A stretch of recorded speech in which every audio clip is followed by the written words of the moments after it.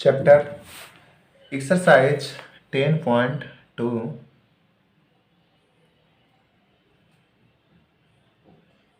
Exercise 10.2 chapter vector algebra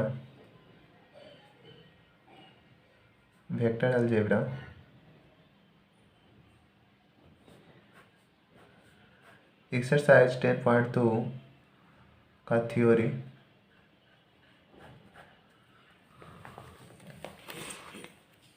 सबसे पहले इस चैप्टर में पढ़ना होगा triangle of vector addition. Triangle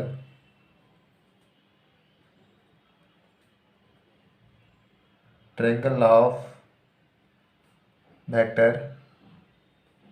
addition. Triangle of vector addition.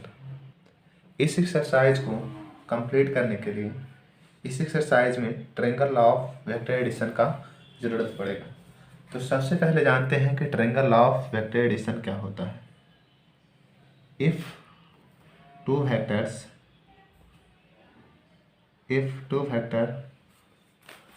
Are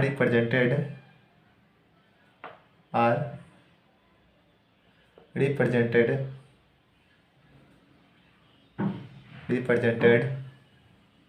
y by two sides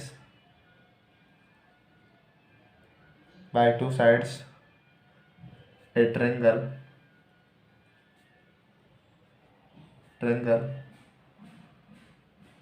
taken in the same order,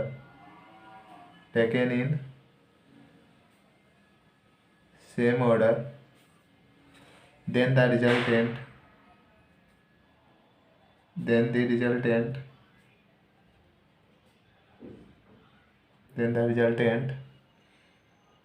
is given by third side of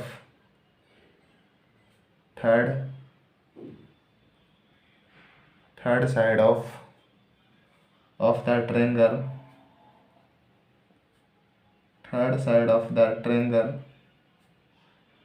taken in opposite order।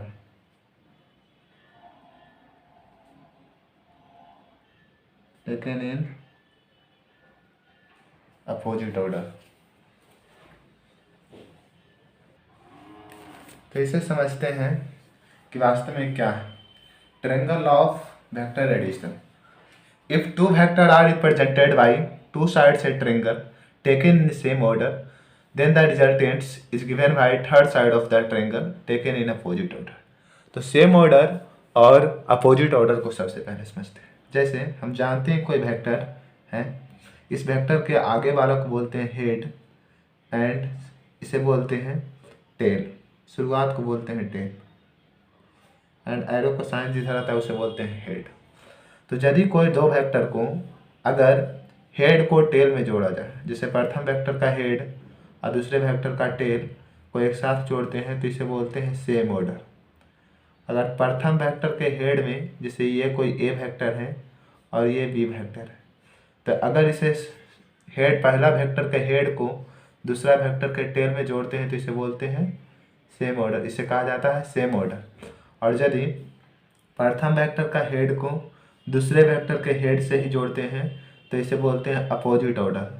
इसे कहा जाता है opposite order. यदि प्रथम vector के tell को और दूसरे वेक्टर के टेल को एक साथ जोड़ा जाए तो इसे बोलते हैं अपोजिट ऑर्डर। मतलब स्पष्ट हम समझ रहे हैं कि यदि टेल को टेल में जोड़ेंगे और हेड को हेड में जोड़ेंगे तो कहा जाएगा अपोजिट ऑर्डर, और हेड को टेल में जोड़ेंगे या टेल को हेड में जोड़ेंगे तो इसे कहा जाएगा सेम ऑर्डर। ठीक है, तो हम समझ रहे हैं कि जब टेल को टेल में जोड़ते हैं और हेड को हेड में जोड़ते हैं तो इसे कहते हैं अपोजिट ऑर्डर, और हेड को टेल में जोड़ते हैं और टेल को हेड में जोड़ते हैं तो इसे कहा जाता है सेम ऑर्डर।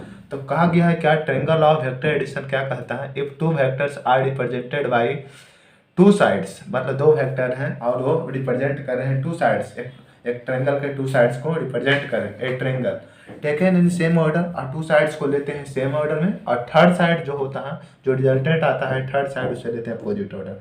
सपोज जैसे ये कोई ये वेक्टर है, ठीक है, जिससे कोई लाइन है और ये, तो प्रथम वेक्टर का ये हेड है और ये टेल है, ठीक है, तो दोनों को सेम ऑर्डर में जोड़ दिए। कहा इफ टू वेक्टर्स, इसे मान लेते हैं ये वेक्टर ये और ये B vector, if two vectors are represented by two sides, से टू साइड्स को रिप्रेजेंट कर रहे हैं, ये वन साइड और one side, two sides triangle को टू साइड्स को रिप्रेजेंट करें, and a triangle taken in same order, head को टेल में जोड़े तो सेम ऑर्डर आया, taken in same order, then the resultant, जो ये रिजल्टेंट आ गया, ये रिजल्टेंट जो आएगा टेकन इन अपोजिट ऑर्डर। अगर इस दिशा में इसे लेते हैं, अगर इस दिशा में लेंगे तो याद आएगा सेम ऑर्डर, लेकिन जो थर्ड साइड मुझे लेना है अपोजिट ऑर्डर में, मतलब हेड को हेड में मिलाएंगे तब तो अपोजिट आएगा, ठीक है। देन द रिजल्टेंट्स कहा जाता है if two vectors are represented by two sides, A vector B vector two vectors हैं, ये दो साइड को रिप्रेजेंट कर रहे हैं, a triangle taken in same order, इन दोनों को सेम ऑर्डर में लिए। देन द रिजल्टेंट, जो रिजल्टेंट आएगा is given by third side, जो रिजल्टेंट आएगा वो थर्ड साइड देगा, थर्ड साइड रिजल्टेंट बताएगा। Then the third side of that triangle taken in opposite order, third side जो है मुझे ट्रायंगल का थर्ड साइड रिजल्टेंट देगा, लेकिन थर्ड साइड को क्या करना है, अपोजिट ऑर्डर में लेना। ये इस प्रकार से गया, ये इस प्रकार से, तो इसे इस प्रकार से अगर लेंगे तो सेम ऑर्डर में आएगा, लेकिन थर्ड साइड को अपोजिट ऑर्डर में देना है। इसे इस प्रकार से भी बना सकते हैं, ये वेक्टर, ये सेम ऑर्डर और ये अपोजिट ऑर्डर, ठीक है, ये same order opposite order, A B C, इस प्रकार से यहाँ भी नाम दे सकते हैं, जैसे ए वेक्टर, ए बी एंड सी, इस पॉइंट का नाम दे सकते हैं। तो यहाँ से लिखेंगे क्या, इस प्रकार से यहाँ से लिखा जाएगा कि A C vector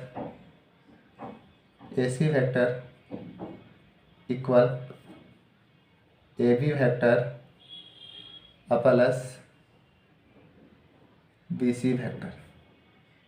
A B vector क्या है, A vector plus B C vector क्या है, बी वेक्टर, तो ए सी वेक्टर क्या है, A vector plus B vector, ठीक है।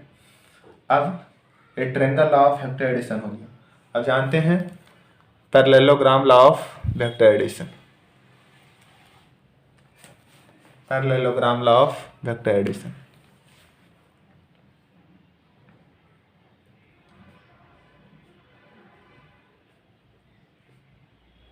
Parallelogram law of vector addition,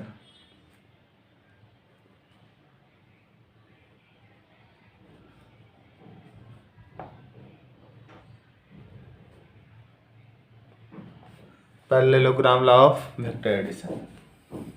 parallelogram law of vector addition क्या कहता है, if two non zero vectors A vector and B vectors, parallelogram कुछ इस प्रकार से होता है। पैरेललोग्राम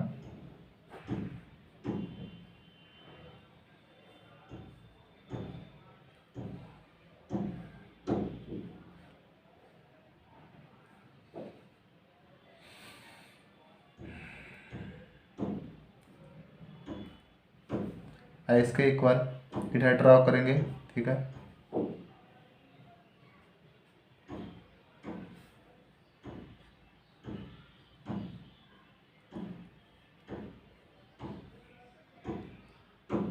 ये है parallelogram law of vector addition. अगर इसका डायरेक्शन इधर तो इसका भी डायरेक्शन इधर ही होगा, दोनों का डायरेक्शन से, दोनों को सेम ऑर्डर में लिए, जैसे एक पॉइंट को नाम देते हैं ए, इस पॉइंट का नाम देते हैं बी, और इस पॉइंट का नाम देते हैं सी, और इस पॉइंट का नाम देते हैं डी। तो parallelogram law of vector addition क्या होता है, इसे समझते हैं। If to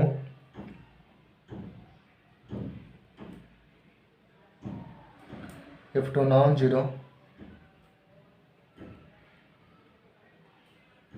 zero vector A vector and B vector are represented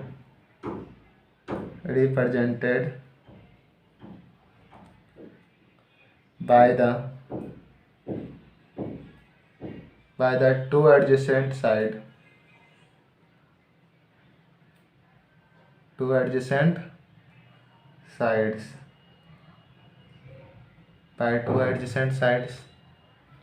of parallelogram.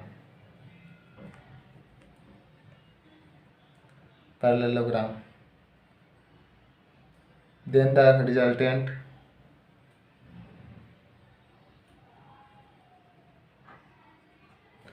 resultant is given by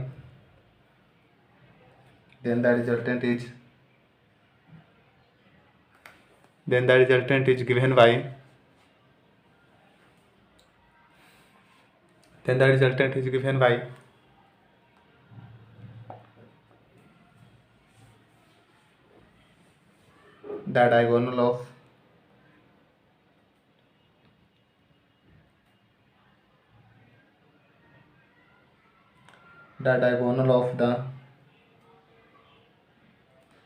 diagonal of the parallelogram in opposite order.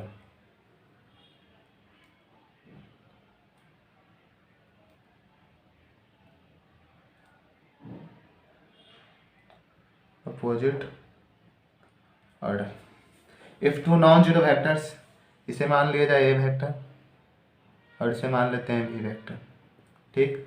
Are represented by two adjacent sides, अगर ये side और ये side दोनों side एक साथ मतलब जुड़ा हुआ साइड को बोलते हैं adjacent sides of parallelogram. A vector और बी वेक्टर्स क्या है, पैरेललोग्राम का टू एडजेसेंट साइड्स है। देन द रिजल्टेंट, जो रिजल्टेंट आएगा इज गिवन बाय डायगोनल, ये जो डायगोनल आएगा यही रिजल्टेंट को देगा, जो डायगोनल यहाँ से आएगा वही इस पैरेललोग्राम का रिजल्टेंट को देगा। Then the resultant is given by the diagonal of parallelogram in opposite order. इन दोनों सेम ऑर्डर में गया, अगर इसे ऐसे लेते हैं तो सेम ऑर्डर में आएगा, लेकिन इसे इस रूप में लेना है तब तो अपोजिट ऑर्डर आएगा, ठीक है, अपोजिट ऑर्डर आएगा। और इधर से देखें तो इधर से अगर इसका डायरेक्शन इधर है तो इसका भी डायरेक्शन इधर होगा, इसका डायरेक्शन इधर है तो इसका भी डायरेक्शन इधर होगा। और इधर से अगर देखें ये ए वेक्टर तो ये भी ए वेक्टर, ये बी वेक्टर तो ये भी बी वेक्टर, तो इधर से आएगा ये दोनों सेम ऑर्डर में है, ठीक है। और अगर इधर से देखें तो ये सेम ऑर्डर इधर होगा लेकिन अपोजिट ऑर्डर में लेना।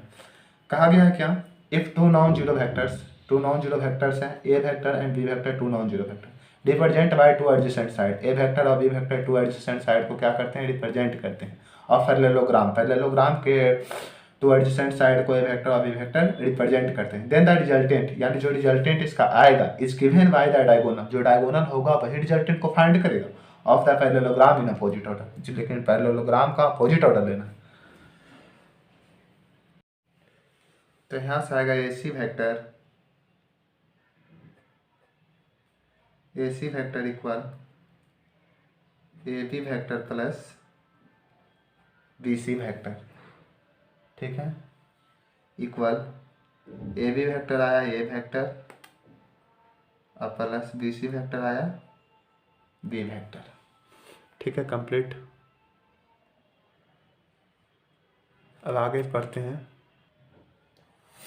Properties of vector law of addition, properties of vector addition, यह टॉपिक है। अगला टॉपिक है properties of vector addition.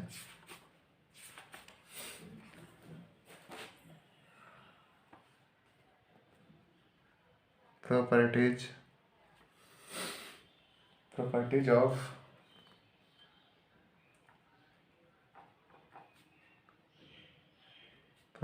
Of addition of vectors, properties of addition of vector. First properties क्या है, ए वेक्टर और plus B vector equal B vector और plus A vector, ये क्या होता है, कॉम्यूटेटिव होता है, कॉम्यूटेटिव लॉ को पालन करता है, commutative. And second, A vector plus B vector और प्लस सी वेक्टर, फिर भी लिखेंगे A vector plus B vector plus C vector. अगर इन दोनों ए वेक्टर और बी वेक्टर को जोड़ करके सी वेक्टर को जोड़ें, या ए वेक्टर में बी वेक्टर और सी वेक्टर को जोड़ करके बी वेक्टर और सी वेक्टर में ए वेक्टर को जोड़े, दोनों क्या आएगा? इक्वल आएगा। नेक्स्ट थर्ड, यदि कोई ए वेक्टर है और उसमें जीरो वेक्टर को ऐड किया जाए तो इसको लिखेंगे जीरो वेक्टर और प्लस ए वेक्टर के इक्वल होगा। एंड फोर, यदि कोई ए वेक्टर है और उसमें माइनस ए वेक्टर को ऐड किया जाए तो ये जीरो वेक्टर के बराबर आएगा। या माइनस ए वेक्टर में ए वेक्टर को जोड़े तो जीरो वेक्टर के इक्वल आएगा। नेक्स्ट टॉपिक है multiplication of a vector by a scalar.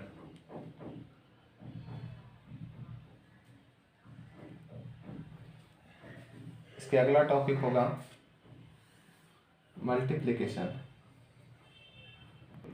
Subtraction of two vectors, subtractions of two vectors.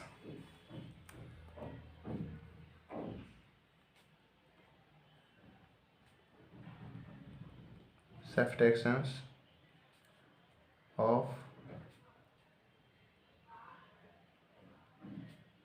To vectors.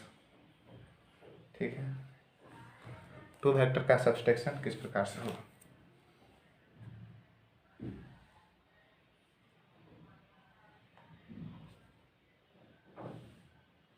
ठीक, जैसे ये एक्स है, एक्स एक्सिस और ये वाई एक्सिस और ये जेड एक्सिस।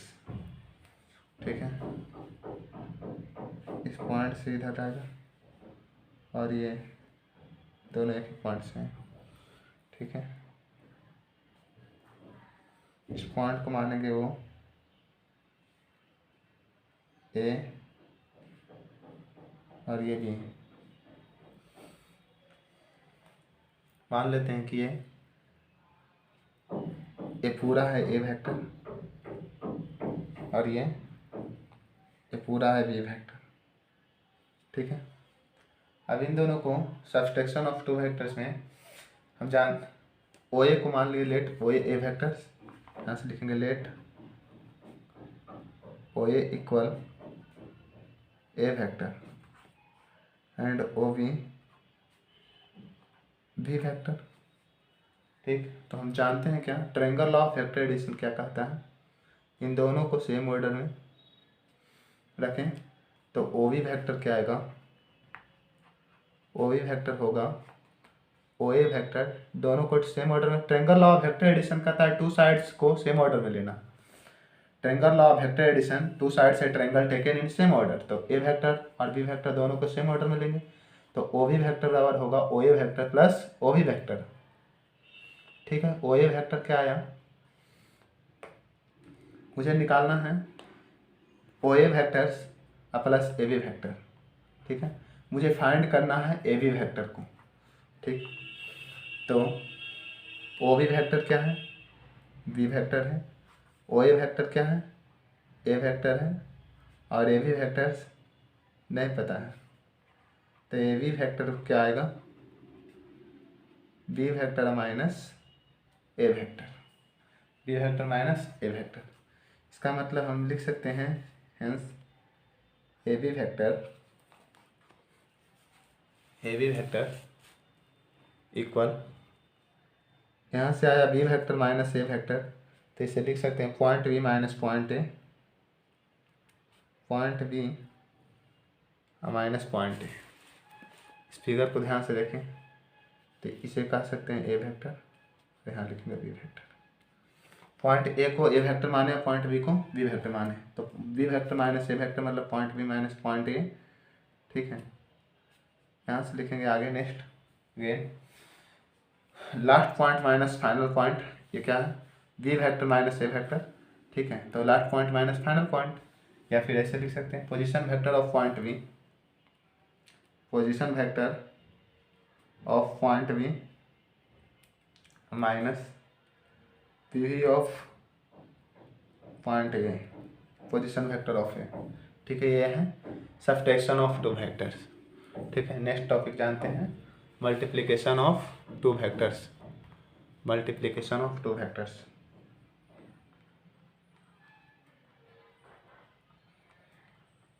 मल्टीप्लिकेशन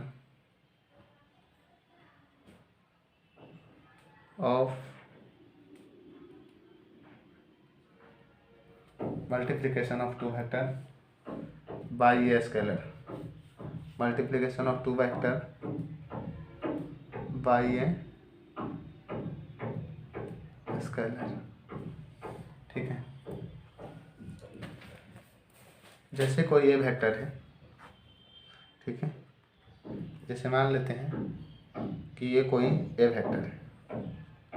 ठीक है, अगर इसमें 4 टाइम्स को मल्टीप्लाई कर दिया जाए, 4 टाइम्स मल्टीप्लाई किया जाए, तो इसका जो मैग्नीट्यूड है इसका 4 टाइम्स बड़ा हो जाएगा। यदि कोई ए वेक्टर है, ठीक है, और इसमें 3 टाइम्स मल्टीप्लाई किया जाए, 3 ए वेक्टर, तो इसका 3 टाइम्स मल्टीप्लाई होगा। ठीक है, मान लेते हैं कि इसका 3 टाइम्स इतना होगा और इसका 4 टाइम्स कुछ ऐसा होगा। 1 2 3 एंड 4 टाइम्स मान लेते हैं, ये 3 टाइम्स। ठीक है, इस प्रकार से ये मल्टीप्लिकेशन ऑफ वेक्टर है। यदि कोई ए वेक्टर बी वेक्टर है, ठीक है, और इसका हाफ करें, हाफ बी वेक्टर, तो इसका आधा हो जाएगा। इस प्रकार से मतलब इसका लेंथ में कमी आती है। ये multiplication of vector by a scalar. ठीक, नेक्स्ट टॉपिक जानते हैं वेक्टर। अगला टॉपिक है कंपोनेंट्स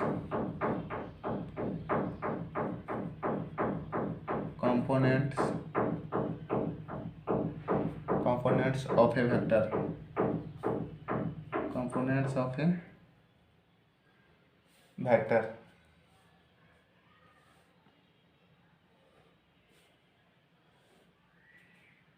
मान लेते हैं कि एक्स एक्सिस है, वाई एक्सिस है और ये जेड एक्सिस है। ठीक है, तो एक्स एक्सिस में एक्स एक्सिस की तरफ को कहते हैं आई कैप लेते हैं, वाई एक्सिस की तरफ होता है जे कैप और जेड एक्सिस की तरफ के यूनिट वेक्टर के कैप ले जाते हैं। ठीक है, और मान लेते हैं इसका पोजीशन वेक्टर कुछ ऐसा है, इस पॉइंट पे, इस पॉइंट का नाम देते हैं ओ। ठीक, अब मुझे निकालना है पोजीशन वेक्टर। ठीक है, ओपी फाइंड करना है, ओपी। तो ओपी कैसे फाइंड करेगा, एक्स के साथ फिर चलेंगे आई कैप, तो आएगा यहाँ से एक्स आई कैप, वाई के साथ लेंगे जे कैप, तो ये आएगा वाई जे कैप, और जेड के साथ लेंगे के कैप, तो ये आएगा जेड के कैप। ये है इसका पोजीशन वेक्टर, ये इसका पोजीशन वेक्टर। एक्स आई कैप, एक्स के साथ आई कैप लिया जाता है, वाई के साथ जे कैप एंड जेड के साथ के कैप लेते हैं, तो आया ओपी बराबर एक्स आई कैप प्लस वाई जे कैप प्लस जेड के कैप। अब इसका मैग्नीट्यूड निकालते हैं, magnitude of OP, magnitude of OP. ठीक है, मैग्नीट्यूड ऑफ ओपी को क्या लिख सकते हैं, ओपी वेक्टर का मॉड। ठीक है, मैग्नीट्यूड आएगा, मैग्नीट्यूड अगर इसका निकालें तो यहाँ से आएगा अंडर रूट आई के कॉफिशिएंट का स्क्वायर प्लस जे के कॉफिशिएंट का स्क्वायर प्लस के कॉफिशिएंट का स्क्वायर। तो आई का कॉफिशिएंट कितना है, एक्स, तो एक्स का स्क्वायर, वाई का गुणांक कितना है, वाई, तो वाई का स्क्वायर, जेड के आई के कॉफिशिएंट है एक्स, जे का कॉफिशिएंट है वाई एंड के का कॉफिशिएंट है जेड, तो X square plus Y square plus Z square. Unit vector क्या होता है, यूनिट वेक्टर उस वेक्टर को कहते हैं जिसका मैग्नीट्यूड 1 के बराबर। मान लेते हैं यूनिट वेक्टर यदि ए कैप का यूनिट वेक्टर निकालना है, तो इसी वेक्टर का मैग्नीट्यूड से डिवाइड करते हैं, तो ये क्या होगा, यूनिट वेक्टर। अब जानते हैं vector joining two points. Vector joining two points, vector joining two points.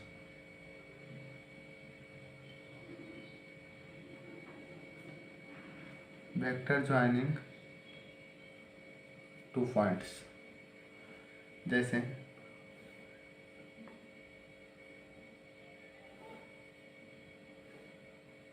ठीक है, ये पूरा एक्स एक्सिस होगा, एक्स, ये वाई एक्सिस और ये जेड एक्सिस होगा। जेड एक्सिस बोर्ड से बाहर की तरफ, ठीक है, जेड एक्सिस। और इसका पोजीशन वेक्टर कुछ इस रूप में है।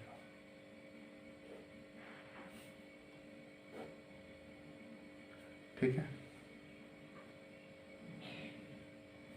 इस पॉइंट को नाम देते हैं P और इस पॉइंट को नाम देते हैं Q और इस पॉइंट को O। राइट, मान लेते हैं कि इस पॉइंट P का कोऑर्डिनेट है x1, y1 और z1। पॉइंट Q का कोऑर्डिनेट दिया गया है x2, y2 और z2। ठीक, इन दोनों को सेम ऑर्डर में रखना, दोनों को सेम ऑर्डर में रखें। ठीक है, अगर इन दोनों को सेम ऑर्डर में रखेंगे तब इसे अपोजिट ऑर्डर में लेना पड़ेगा। Triangle law of vector addition के अनुसार two sides of taken in same order then the resultant is given by third side of the taken in opposite order. तो इन दोनों को सेम ऑर्डर में रखें, इसे अपोजिट ऑर्डर में। तो ओ क्यू वेक्टर यहाँ से लिखेंगे O P vector plus P Q vector equal O Q vector. Right, अगर यहाँ से हम पी क्यू वेक्टर को फाइंड करना चाहें तो ओ पी वेक्टर प्लस में बराबर क्यू साइड गया तो माइनस में, O Q vector minus O P vector, O P vector. ठीक है, तो पी क्यू वेक्टर क्या होगा, O Q vectors minus O P vectors. तो एक second, position vector O Q vector का कोऑर्डिनेट कितना दिया गया, ओ क्यू वेक्टर का कोऑर्डिनेट है x2, x2 के साथ लेंगे आई कैप, x2 आई कैप और y2 प्लस y2 जे कैप प्लस z2 के कैप। ठीक, और बीच में माइनस का साइन देंगे। ओपी वेक्टर क्या आएगा, यहाँ से लेंगे x1 I cap plus y1 J cap plus z1 K cap. ठीक है, ऐसा लेंगे। उसके बाद पी क्यू वेक्टर क्या होगा, यहाँ से आएगा x2 minus x1 I cap plus y2 minus y1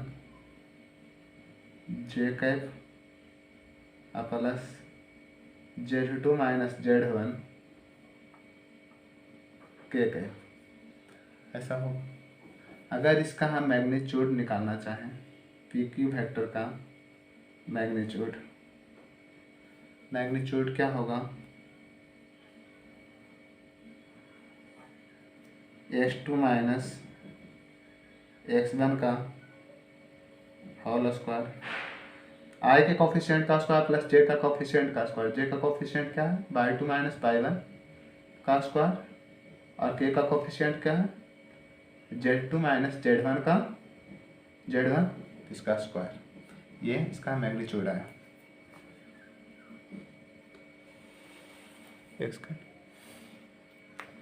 फिर से यहाँ समझते हैं,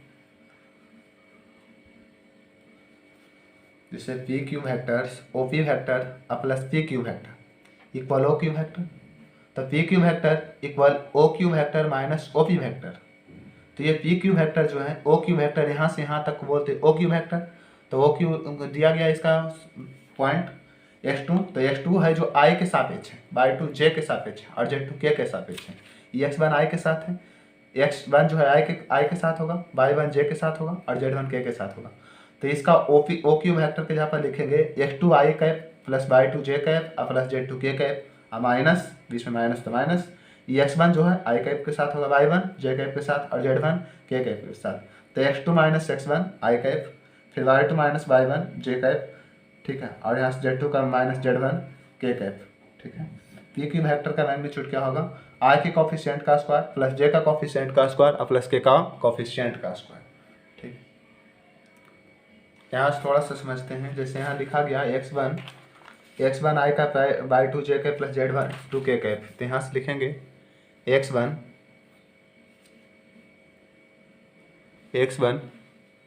आई cap, x2 I cap by two J cap z2 के cap minus x1 I cap plus y1 J cap plus z1 cap. अगर इसे खोलें तो x1 I cap by x2 I cap by two J cap और z2 के cap होगा, और minus यहाँ से आएगा x1 आई कैप, ये माइनस इसमें गुना होगा y1 जे कैप और ये माइनस इसमें गुना होगा z1 के कैप। तो आई कैप को एक साथ लिखेंगे x2 आई कैप और minus x1 I cap by two J cap और माइनस y1 जे कैप। यहाँ से आएगा आगे z2 के कैप और माइनस z1 के कैप। दोनों में आई कॉमन मिल रहा है तो आई को कॉमन बाहर निकालते हैं, x2 माइनस x1, यहाँ से लिखेंगे आई कैप, दोनों में जे कैप कॉमन मिल रहा है, यहाँ से लिखेंगे y2 minus y1 J cap, दोनों में के कॉमन मिल रहा है, यहाँ से लिखेंगे z2 minus z1 K cap, ठीक है। तो यही चीज़ यहाँ लाया गया, x2 minus x1 I cap plus y2 minus y1 J cap plus z2 minus z1 K cap.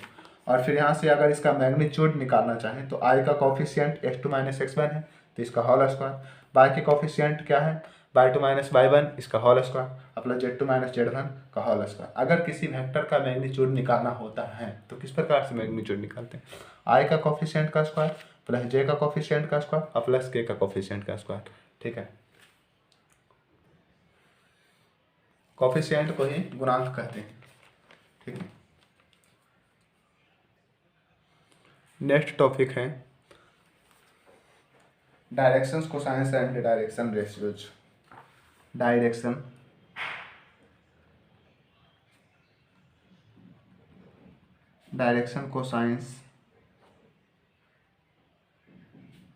Cosines and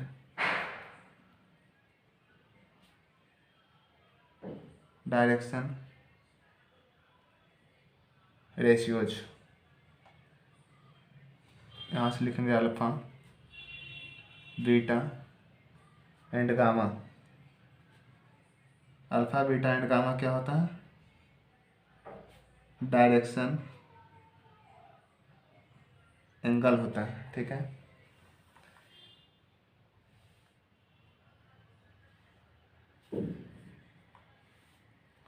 ठीक, इसे बोलेंगे ये होगा x y एंड z।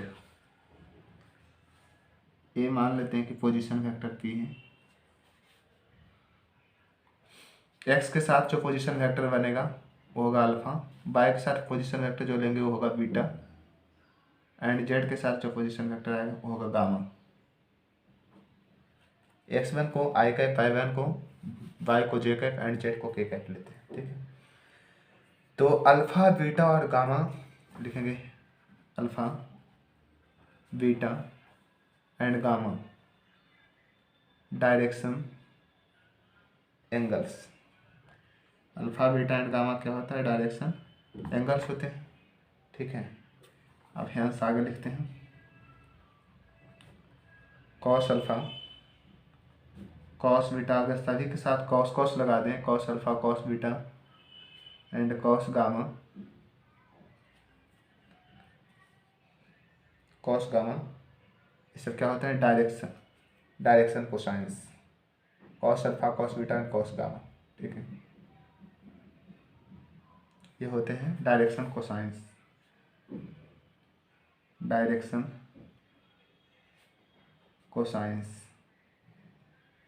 सभी के साथ कॉस लगाने का डायरेक्शन में कोसाइंस बनते हैं। ठीक है, तो एल जो होता है कॉस अल्फा को मान लेते हैं एल बराबर कॉस अल्फा, और एम को मान लेते हैं कॉस बीटा, एल बराबर कॉस अल्फा।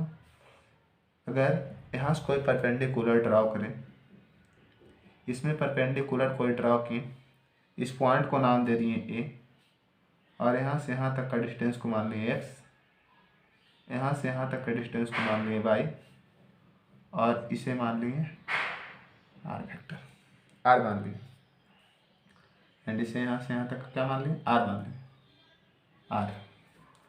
तो कॉस थीटा वाला फॉर्मूला क्या होता है, बेस अपॉन हाइपोटेनस। तो बेस क्या होगा, बेस होगा ओ ए अपॉन हाइपोटेनस क्या होगा, ओ बी। तो ओ ए क्या आया एक्स, और ओ बी क्या आया आर, एक्स बटा आर एल, एंड एम अगला को एम मानते हैं कॉस बीटा। ये एल जो है ये किसके सापेक्ष, कॉस अल्फा किसके सापेक्ष एंगल बना रहा था, एक्स में। ठीक है, बीटा जो होगा वाई के साथ एंगल बना रहा है, तो ये आएगा वाई अपॉन आर, और एल एम एन अगला केन मानते हैं, ये होगा कॉस गामा। ये अल्फा जो है एक्स एक्सिस के साथ एंगल बना रहा था, तो एक्स अपॉन आर। बीटा जो है वाई एक्सिस के साथ एंगल बना रहा था, तो वाई अपॉन आर आएगा। और गामा जो है जेड एक्सिस के साथ एंगल बना रहा है, जेड बाहर की तरफ है। ठीक है, तो जेड एक्सिस के साथ एंगल बना रहा है, तो cos gamma Z upon R आएगा। जेड जो है बाहर की तरफ एंगल बना रहा है। ठीक है, ई एक्स की तरफ साथ था, इसलिए एक्स अपॉन आर है। तो श्योर है कि जो बीटा जो है ना वाई के साथ एंगल बना रहा है, तो ये आएगा वाई अपॉन आर। यहाँ से परपेंडिकुलर ड्रॉ करेंगे, अगर यहाँ से परपेंडिकुलर ड्रॉ करें, ठीक है, तो आएगा क्या, बेस अपॉन हाइपोटेनस। अगर परपेंडिकुलर सपोज ये परपेंडिकुलर ड्रॉ करते हैं, ठीक है, तो कॉस बीटा बराबर आएगा बेस अपॉन हाइपोटेनस। तो बेस तो ये होगा ओ बी। ठीक है, तो वाई एक्सिस ये कहलाएगा अपॉन हाइपोटेनस, तो हाइपोटेनस तो ओ पी आएगा, तो वाई अपॉन आर आएगा, और इसी प्रकार से जेड अपॉन आर। तो ये डायरेक्शन कोसाइंस है। ठीक है, अब जानते हैं डायरेक्शन रेशियो। डायरेक्शन रेशियो क्या होता है, डायरेक्शन कोसाइंस हो गया, अब जानते हैं डायरेक्शन रेशियो को। ये वाई के कॉस बीटा ये जो है एल अल्फा जो है एक्स एक्सिस के साथ एंगल बना रहा है, इसलिए आया एक्स अपॉन आर। ये बीटा जो है वाई एक्सिस के साथ एंगल बनाएगा, तो कॉस बीटा आएगा वाई अपॉन आर। और गामा जो है जेड एक्सिस के साथ एंगल बना रहा है, इसलिए एन कॉस गामा होगा जेड अपॉन आर। ठीक है, आप जानते हैं डायरेक्शन रेशियो के बारे में कि डायरेक्शन रेशियो क्या होता है। Direction ratio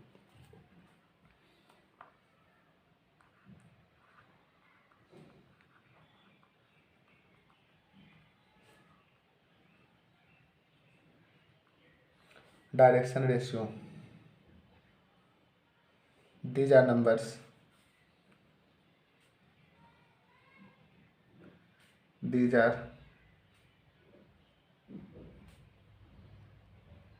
numbers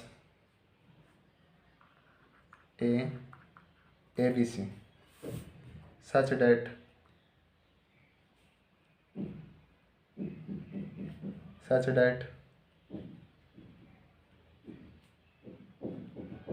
they are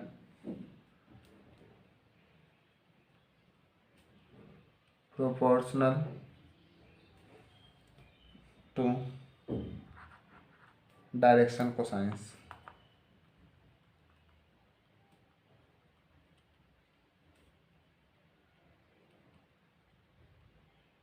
direction cosines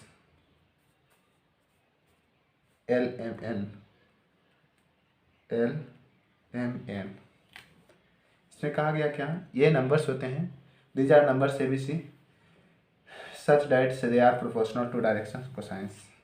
मतलब ए बी सी का प्रोपोर्शनल, जैसे ए को प्रोपोर्शनल लेंगे एल के साथ, A upon L equal that is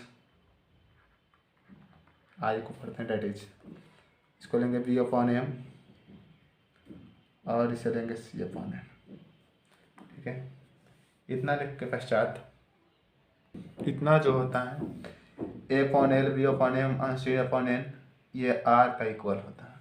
अगर इसका तुलना इसके साथ किया जाए A upon L equal R, तो ए बराबर आएगा एल आर। इसी प्रकार से बी अपॉन एम इसका इक्वल आर, तो यहाँ से होगा बी बराबर एम आर। इसी प्रकार से C upon N equal R, तो सी बराबर होगा एन आर। ए बराबर एल आर, बी बराबर एम आर एंड सी बराबर एन आर। ठीक है। Triangle inequalities.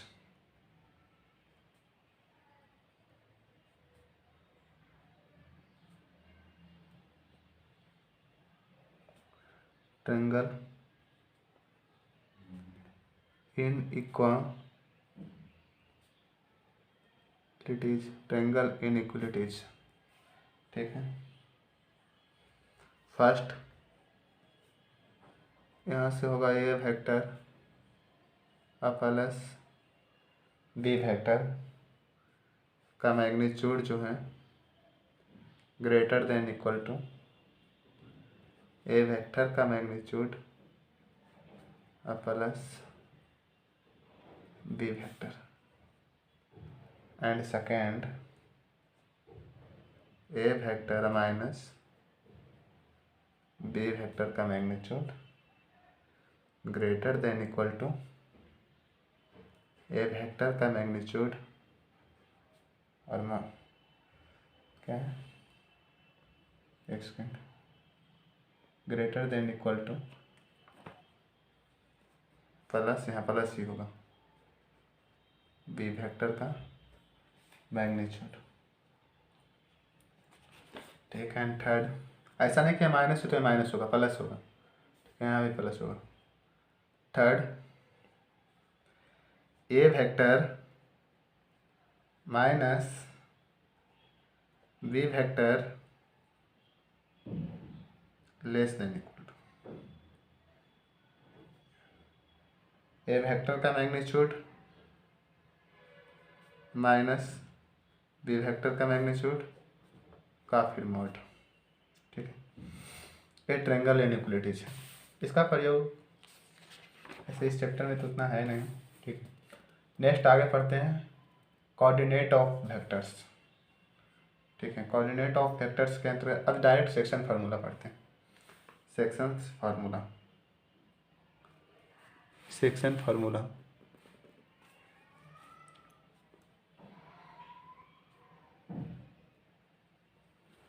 सेक्शन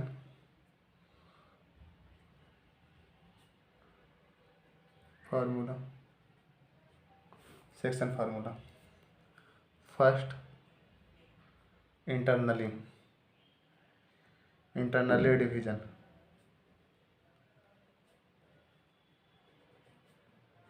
इंटरनली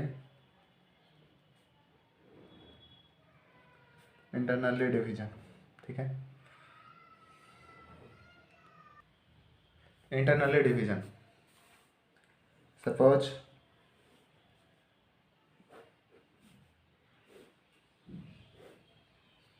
ये एक्स एक्सिस है, ये वाई एक्सिस है और ये जेड एक्सिस है। ठीक।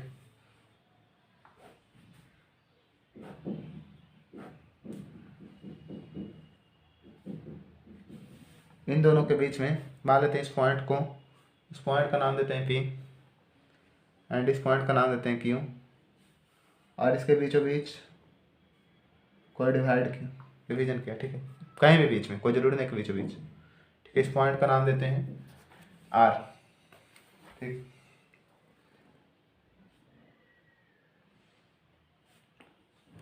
तो अब मुझे फाइंड करना है, सपोज कि ये वेक्टर है, ए वेक्टर और ये बी वेक्टर और ये आर वेक्टर। ठीक है। मुझे फाइंड, इस पॉइंट का नाम देते हैं ओ, तो ओ आर क्या होगा, इसे एम रेशियो एन में डिवाइड करता है, एम और एन, या इसे एम माना जाए, इसे एन मानते हैं, एम और एन। ठीक है। ओ आर वेक्टर क्या होगा, ओ आर वेक्टर होगा यहाँ से एम बी वेक्टर्स एम को गुना कर एम को बी के साथ M B factor plus N को ए के साथ N A factor upon M plus N. ये इंटरनली हुआ। एक्सटर्नली क्या होगा? सपोज मान लेते हैं कि सार वेक्टर का कोऑर्डिनेट है एक्स घंटा,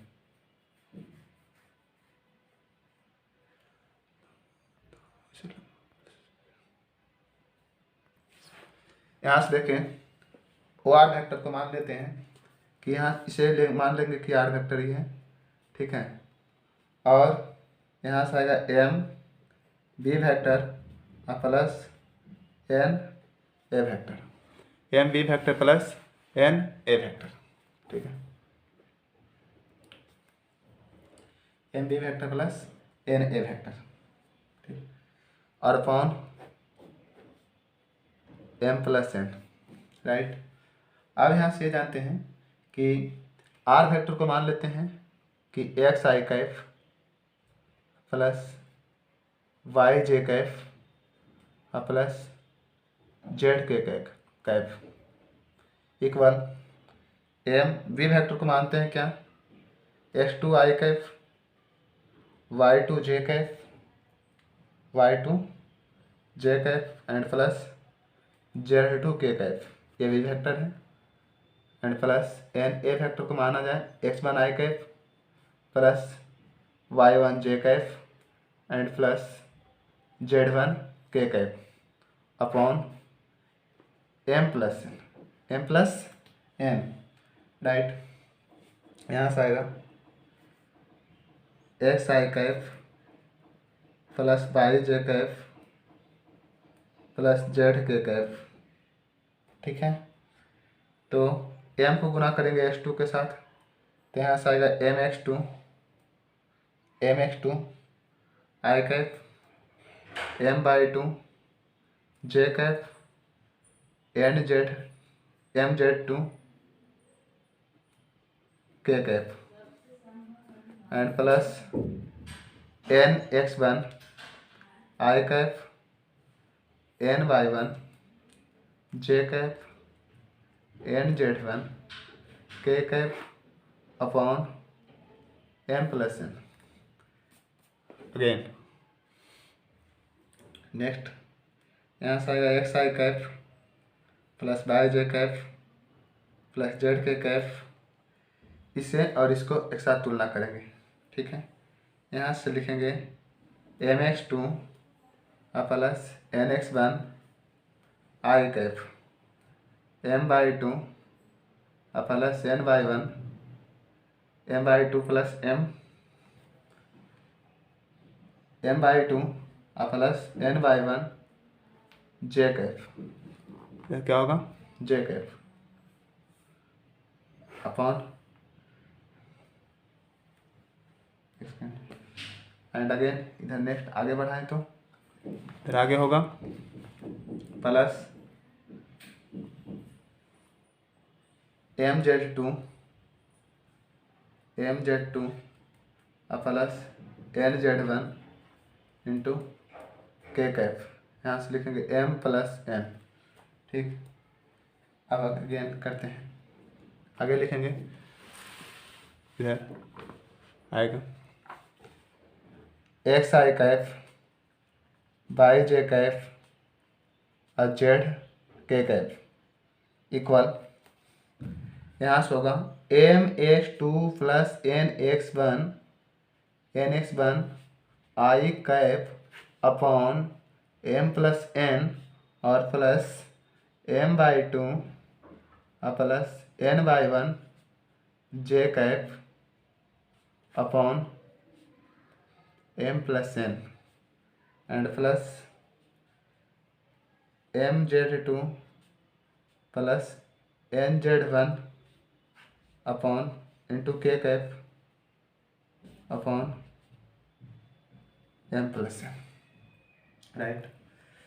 तो x को x के साथ तुलना करेंगे, इसको इसके साथ तुलना करेंगे और इसको इसके आई कैप को आई कैप के साथ तुलना करेंगे, एक्स आई कैप को इसके साथ। तो यहाँ से लिखेंगे hence x equal mx2 plus nx1 upon m plus n। Y cap J को जे कैप के साथ तुलना करेंगे, y equal m/2 n/1 plus n/1 upon m plus n, and K cap को के कैप के साथ तुलना करेंगे, mz2 plus nz1 upon m plus n। ठीक है, इसे ढूंढना हो गया। अब इसके बाद आता है एक, ये इंटरनली का थोड़ा सा प्रोसेस हम ज़्यादा कर दिए। अब एक्सटर्नली को जानते हैं। एक्सटर्नल डिवीजन के बारे में जानते हैं कि अगर ये एक्सटर्नली डिवीजन करें तो किस प्रकार से बनाएंगे। Externally second externally division. Externally division किस प्रकार से होगा, सपोज एक्सटर्नली डिवीजन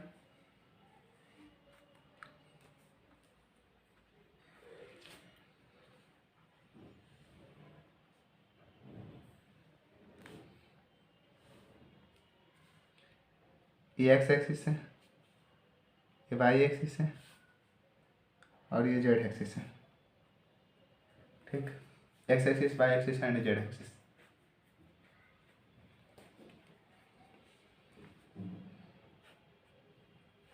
ये कोई पॉइंट पी है, ये कोई point Q, P and Q,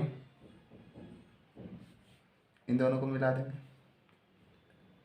P और क्यू को, एंड एक नेक्स्ट पॉइंट कोई आर है, ये कोई पॉइंट आर है। ठीक है, इस पॉइंट को नाम देते हैं आर। ठीक है, मान लेते हैं यहाँ से यहाँ तक का डिस्टेंस एन है और ये एम है। क्योंकि एक्सटर्नली इससे डिवीजन कर रहा है, मुझे ओ आर को फाइंड करना होगा। ठीक है, ये ए वेक्टर होगा, ये बी वेक्टर होगा, ये बाहर की तरफ एक्सटर्नली, इसको डॉटेड लाइन से करते हैं। ठीक है, यहाँ से आएगा ओ आर वेक्टर इक्वल ए vector plus m B vector minus n ए vector upon M plus N, ये एक्सटर्नली हुआ। ठीक है, and last again mid point के बारे में जानते हैं। Middle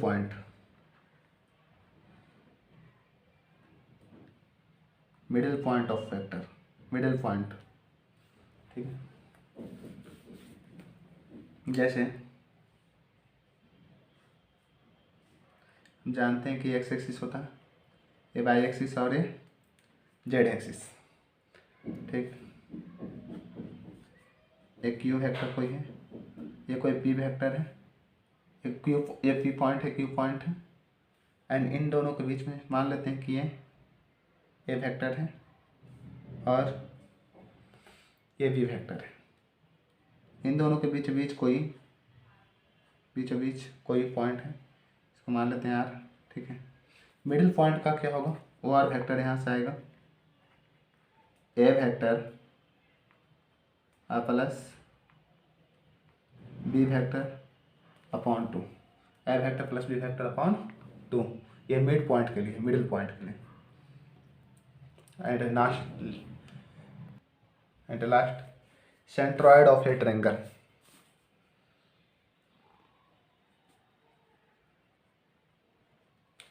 centroid of A triangle, centroid of A triangle. ठीक है, जैसे कोई सेंटर ट्रायंगल है,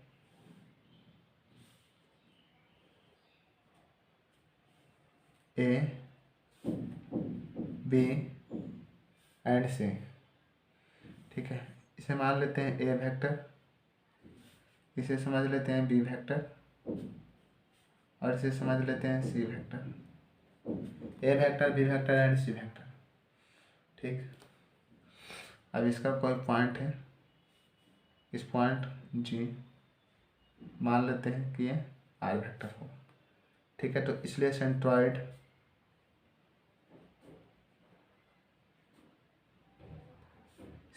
क्या होगा,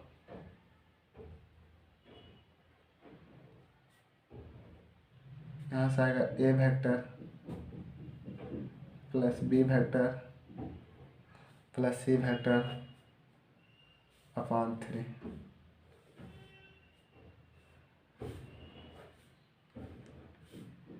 A vector plus B vector plus C vector upon 3 centroid के लिए।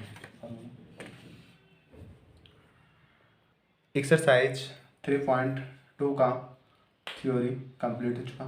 नेक्स्ट वीडियो में एक्सरसाइज 3.2 का क्वेश्चन का सॉल्यूशन करेंगे। Thanks watching for video.